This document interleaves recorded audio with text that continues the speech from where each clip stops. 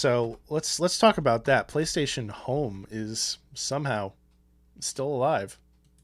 This, I mean, this really shocked me, man. When we were looking for some topics for the show tonight, I came across this and I was like, all right, first of all, this needs to be a topic. Mm, Second of all, how the hell are they doing this? Because they shut this down years ago. right. So I didn't really read into it, but PlayStation Home was a very interesting application. I can say that much. Yeah. So tell me about your experience with it, because I have not really been involved with that too much. Sure. So the off the cuff version from just, sheer memory, it launched, I want to say 2000 and let's see, time wise, I'd say 2007, 2008, somewhere around there. And this is And PS3, right? it's just PS3 only. Wow. And it was kind of cool, man. It was basically this virtual world where you can walk around with your avatar. Everybody else's avatar is there, and it's just a bunch of people in this environment where you could play bowling, you could shoot pool, and you could meet up with your friends. So Mm. you could message them or you could text them privately and say, "Hey, man, I'm going to play pool at like 8 o'clock. Do you want to join?" And they could join as long as there was room. And there was just like it was this world where you could like shop for clothes and play games together just in this avatar world. So kind of like The Sims, I guess, but just a little bit more live and interactive. You could create a home for yourself, like an actual like mansion or like a property. You could Mm. buy and deck it out, and I think sometimes you'd have to use real money to buy more clothes and more furniture and shit, just like anything else. And Mm. where it gets kind of funny is I felt like at the time I was the only person that really believed in it, amongst my circle of friends. And I used to badger my friend Mike all the time. I was like, dude, you got to come over to my house. And he would ignore me. He'd be like, yeah, I'll do it tomorrow. And like he never came over. And I still think about it to this day Uh, because I was so proud of like the house that I had put together because I'm pretty sure I might have put some like real money into it. what? And no one ever came over. Aw. And I ended up just doing a bunch of like weird games with random people, and it was a very odd but very intriguing experience. And it's a shame that it got killed off because I feel like it could have had the potential to be something very special. I mean, from my point of view, it just kind of struck me as like a Sims ripoff, but like with you being the Sim instead of you playing as a Sim. I mean, in a lot of ways, that's true, and I think that if it had come back now, Mm.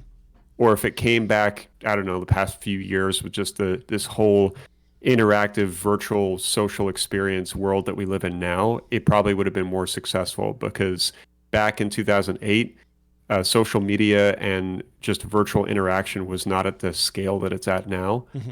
And I think that is a good possibility that if they revamp this and they do it right, it could really, really take off. Hmm. Because there were some special qualities about it, and if you watch videos on it, whether it's this one on IGN or on YouTube, it goes pretty in depth. Okay. Yeah, I skipped around in the video briefly. I didn't spend a lot of time with it, but it seemed interesting. I was just floored that it was still active in the first place. Quite honestly.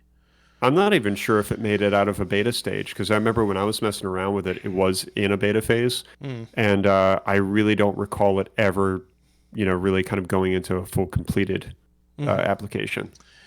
Data Dive actually just compared PS Home to Animal Crossing. That's a interesting way of putting it, and I could see the resemblance there too. I wouldn't know Yeah. because I just don't have any experience with that, but Um, yeah, man. I do have fond memories of PlayStation Home, even though I didn't spend a ton of time in it. Hmm. I spent enough time to understand what it was all about and what it was trying to do. And Mm. I'm pretty sure you could watch movies too. Like you could actually go to a movie theater or you could go to the courtyard and people would be standing around watching game trailers like on a screen that was live in the courtyard. That's pretty cool. So it was just a way. I don't know if you remember. This is interesting. Do you remember on the Xbox 360 there was a mode where if you loaded up Netflix, you could go into like a virtual theater with your friends? Yeah, yeah, I definitely remember that. I never actually used it, but I remember it being there and being a little jealous that I never tried it out.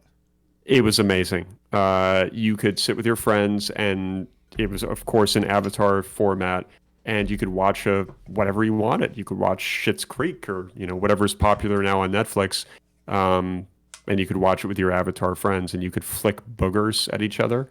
You had all these like different kind of like animations where if you hit like a certain button, you would do like a little dance, or you would put your arm around your friend's shoulder. There were all these like cool little things, and it was a pretty interesting, intimate way to kind of cap off your evening after a night of Call of Duty. You could just load up Planet Earth and just watch it with a couple buddies in the little theater. That's really cool. That's really cool. I wish It I was cool. experienced that. I don't know why they shut that down or when they did, but I'm pretty sure they pulled the plug on that service. There was no announcement or anything. It just was gone one day. I wonder if maybe they had some sort of a deal with Netflix that expired and they just failed to make a public announcement about it. Probably. There's a lot of cool things that Xbox has done over the years that people have kind of been clamoring for them to bring back. That's one of them. Another one was the game show, the 1 versus 100 game show. I only played that a few times, but that was a lot of fun. And there's been rumors that might come back. So fingers crossed. I think now is a great time to bring something like that. Yeah, Killer Sirach also talking about 1 versus 100. Yeah, I mean, like these are the types of things that, especially, in a pandemic world, that we need to kind of bring, I think, to the forefront, Dude, 100%. If those two features with Xbox and PS Home were relevant last year, oh man, people would have been thriving in those communities. 100% agreed. So, all right, what's next? What else we got here tonight? Well, you're a fan of limited run games. There's something quite special coming up here. So about 25 minutes before we went live, I get a text message from Epic Outro, and it's just an Instagram link. And I click Oh my God, it's like the bathroom stall all over again.